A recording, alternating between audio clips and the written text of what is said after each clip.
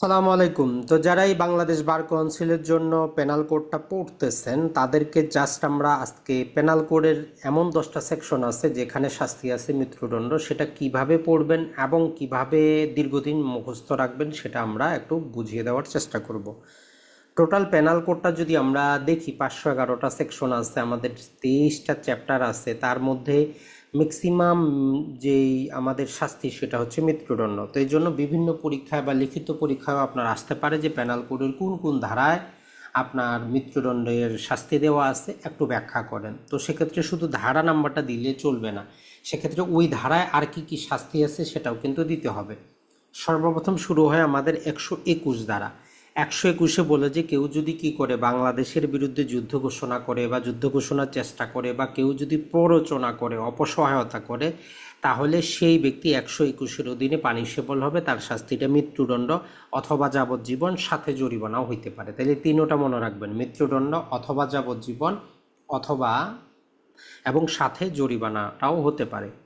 এরপরে চলে আসে 132, যেখানে সেনাবাহিনী, নৌবাহিনী, বিমান বাহিনী অর্থাৎ সশস্ত্র বাহিনীতে যদি কেউ কী করে প্ররোচনার মাধ্যমে সেখানে বিদ্রোহ সংগঠন করায় আর বিদ্রোহটা বাস্তবেই সংগঠিত হয়ে যায়, তখন যিনি প্ররোচনাটা দিলেন তার শাস্তির কথা 132-এ বলা হচ্ছে যে তার মৃত্যুদণ্ডটা হবে, অথবা তার যাবজ্জীবন হইতে পারে, অথবা তার ইদার ডিসক্রিপশন মানে সশ্রম অথবা বিনাশ্রম কারাবাস ম্যাক্সিমাম 10 বছর পর্যন্ত হইতে পারে, সাথে অর্থদণ্ড তো থাকবেই থাকবে।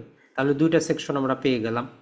এরপরে চলে আসি 194 নাম্বার সেকশনে আমাদেরকে একটা কথা বলে, সেটা হচ্ছে যে যদি আপনি মিথ্যা সাক্ষ্যদানের মাধ্যমে কোনো নিরপরাধ নির্দোষ ব্যক্তিকে মৃত্যুদণ্ড সাজাপ্রাপ্ত করান এবং তার মৃত্যুদণ্ডটা কার্যকর হয়, তাইলে আপনার শাস্তিও মৃত্যুদণ্ড হতে পারে।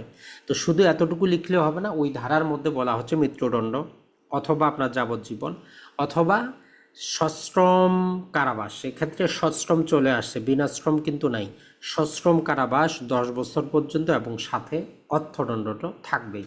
তাহলে তিনটা আমরা পাইলাম, 121, 132, 194। এরপরে আমরা মানবদেহের বিরুদ্ধের মধ্যে যখন চলে যাব সেখানে অনেকগুলা সেকশন পাবো। 302 মার্ডার, তো এটা হচ্ছে যে মৃত্যুদণ্ড অথবা যাবজ্জীবন, সাথে থাকবে আপনার অর্থদণ্ড, এতটুকুই। কিন্তু 303 বাধ্যতামূলক, যদি যাবজ্জীবন সাজাপ্রাপ্ত কোনো আসামি আবার কি করে হত্যা করে তাহলে তার শাস্তিটা বাধ্যতামূলক মৃত্যুদণ্ড, অন্য কোনো সেখানে শাস্তি দেওয়া নাই। এরপরে যেটা চলে আসে যে 305, কেউ যদি 18 বছরের কম বয়স্ক কাউকে অথবা কোনো জড়বুদ্ধি সম্পন্ন ব্যক্তিকে, কোনো পাগলকে অথবা সাময়িকভাবে কেউ টেম্পারারি কি হচ্ছে যে তার মাথাটা কাজ করতেছে না এইরকম ব্যক্তিকে যদি তারা কি করে কেউ যদি আত্মহত্যার জন্য প্ররোচিত করে, তাহলে যেই ব্যক্তি কি করতেছে যে নাবালক অথবা পাগল অথবা জড়বুদ্ধি সম্পন্ন অথবা কেউ যদি ইনটক্সিকেশন বা নেশাগ্রস্ত মধ্যে থাকে আর আপনি যদি তাকে প্ররোচিত করেন আত্মহত্যার কারণে, আপনি তাকে প্ররোচনাটা দিচ্ছেন কিসের কারণে, আত্মহত্যা করার জন্য, তাহলে এই রকম ক্ষেত্রে আপনার শাস্তিও মৃত্যুদণ্ড হবে। তো এই ক্ষেত্রে আপনার শাস্তি শুধু মৃত্যুদণ্ড না, মৃত্যুদণ্ড অথবা যাবজ্জীবন যদি আমরা দেখি এই দুটা জিনিসই দেওয়া আছে, অথবা শাস্তিটা আপনার 10 বছর পর্যন্ত কারাবাস হতে পারে, সাথে আপনার কিন্তু কি থাকবে, অর্থদণ্ড থাকবে। তাইলে এই যে মৃত্যুদণ্ড, যাবজ্জীবন অথবা 10 বছর সাথে কারাবাস, এগুলোও কিন্তু মনে রাখতে হবে।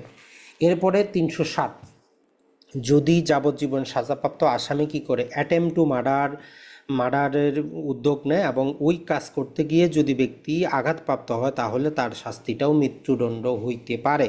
সেখানে মৃত্যুদণ্ড, যাবজ্জীবন অথবা ইডার ডিসক্রিপশন সশ্রম বা বিনাশ্রম কারাবাস 10 বছর পর্যন্ত এবং সাথে জরিমানা বা অর্থদণ্ড জিনিসটা কিন্তু আছে।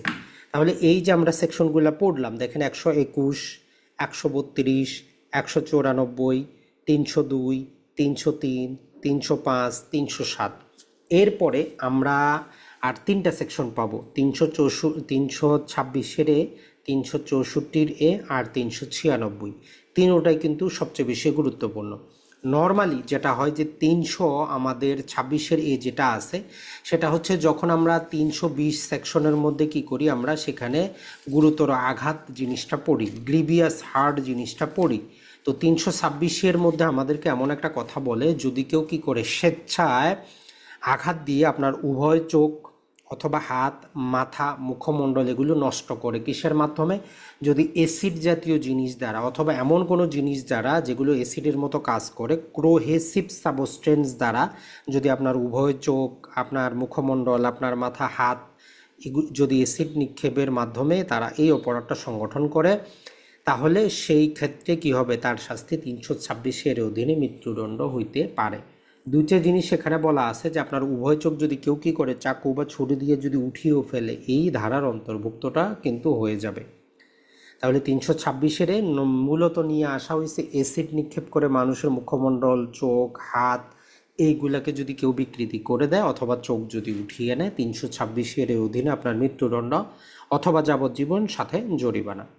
এরপরে 364 এর মধ্যে বলা হচ্ছে 10 বছরের কম বয়স্ক ব্যক্তিকে যখন আপনি অপহরণ অথবা মানুষ্যহরণ করবেন, এই মানুষ্যহরণ করার পিছনে উদ্দেশ্য হচ্ছে হয় তাকে মৃত্যু ঘটাবেন তার, অথবা গুরুতর আঘাত করবেন, অথবা তাকে কোনো যে প্রাকৃতিক বিভিন্ন প্রকার যে যৌন লালসা আছে এর জন্য ঠেলে দিবেন, এরকম হইতে পারে। অথবা আপনি যে তাকে অপহরণ বা মানুষ্যহরণ করে নিয়ে গেলেন অথবা এমন জায়গায় ছেড়ে দিবেন যার কারণে তার মৃত্যু, আঘাত অথবা যে অপ্রাকৃতিক যে যৌন সম্পর্ক এগুলা অথবা স্লেভারি দাসত্বের আশঙ্কা থাকে, তখন আপনি 364 এর অধীনে কি হবেন? আপনার শাস্তিটা মৃত্যুদণ্ড।